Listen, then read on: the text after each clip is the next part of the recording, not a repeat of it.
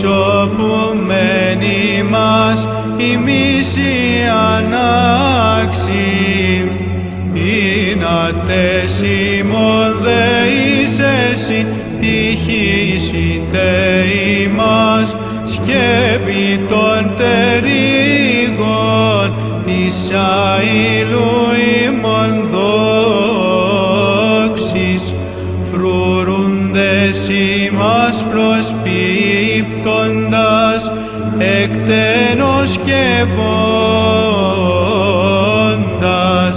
εκ των κινδύνων λυτρώσαστε